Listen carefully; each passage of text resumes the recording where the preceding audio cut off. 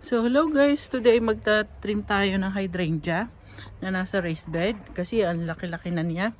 So punta tayo sa ating garden. So ito na yung garden. May mga daffodils, bluebells, crocus. Yan. At ito yung hydrangea na malaki na kailangan ng trim. Yan.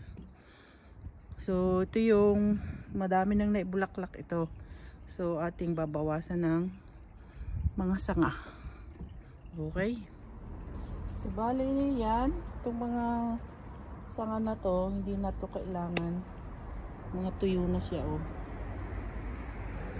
Kaya atin siyang itrim. Bali doon siya namulaklak. At makikita nyo, may mga suloy na siya, oh. So, yan, mga bagong suloy. So, dito natin siya ikakat. Doon sa, yan, suloy. Bago magsuloy. Kasi, pag maraming sanga, hindi masyadong magaganda ang bulaklak. Yan. Madali lang. Para lumuwag siya. Ito, ang laki, oh. Yan. So, tapon natin sa may tinanim natin garlic kanina.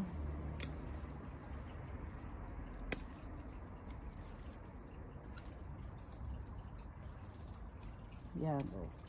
Para maluwag doon. Ito naman ay bubulaklak ulit. Daming may tinanim kami dito, kung makita nyo yung maliliit na green, yung mga bluebells. Siguro aakatin ko siya gawa ng hindi siya makita eh. Lalagay ko siya doon isang araw.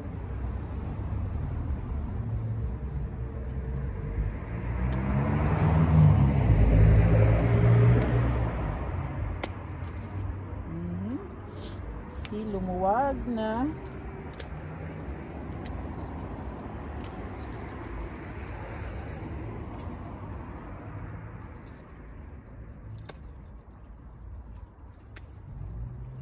Yan. Maganda ang kulay nito, kulay pink. Pero hindi siya bumubuka ng bukang-buka. Meron ilang lang piraso, kaya makikita nyo, oh. Ito yung malalaki, tapos maliliit yung iba. Sadyang ganyan ang variety niyan. Ito, tinanim ko lang. Isang ganito kaliit na sanga. Ganito, pinutol ko. Tapos yan, lumago. Madali naman siyang mabuhay. Ano lang, tutusok lang sa lupa.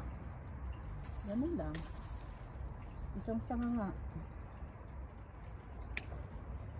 Yan.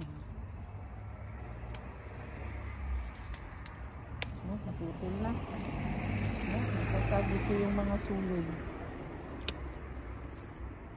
So, sobrang maano na siya. Kaya wawahiin natin. Yan. Yan. Para hindi ko masanggi ang mga suloy. Medyo paninipisin natin yung loob.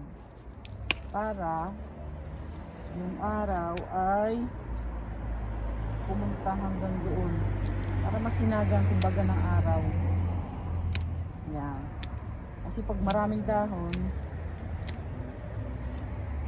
hindi makapasok yung araw, eh kailangan nila araw para ma-avoid ang mga disease. Kasi yung mga insekto doon sila nagtatago sa mga crowded, yung may mga walang pagitan, at doon sila nagmumultiply.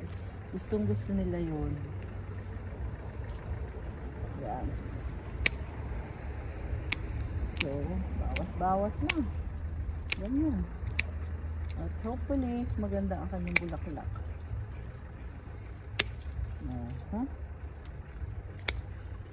Yan. Okay. So, we continue cutting. So, yan. Tapos na. Hindi halata kung anong ating ginawa. Pero malaking tulong iyon sa hydrangea. Yung pagbabawas ng mga tuyo-tuyong sanga. Yan. Hindi ko na masyadong binawasan pa kasi marami ng suloy eh. Ito yung pinakamagandang itanim. Kaso, ayoko namang magparami kasi nito. Yan. At sa ngayon, wala pa akong pagtataniman. Yan, tapon na natin doon sa tinanim natin bawang. Perhaps we can plant some. Yan oh, daming mga suloy. Mga suloy. May mga ano, parang bulok. Tanggalin natin. Yan.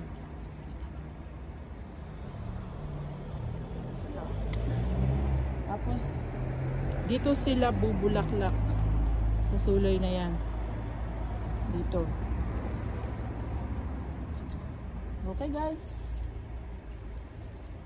Done. At ating pabayaan muna natin itong mga bluebells. Bali next year na natin sila ililipat. Pagtapos na yung bulaklak, saan natin sila tatanggalin. So yun lang guys for today. And next month I will going to show you my apple tree. Look. Wala pa silang suloy. By April magkakaroon na silang suloy. Okay? So salamat po. Bye bye.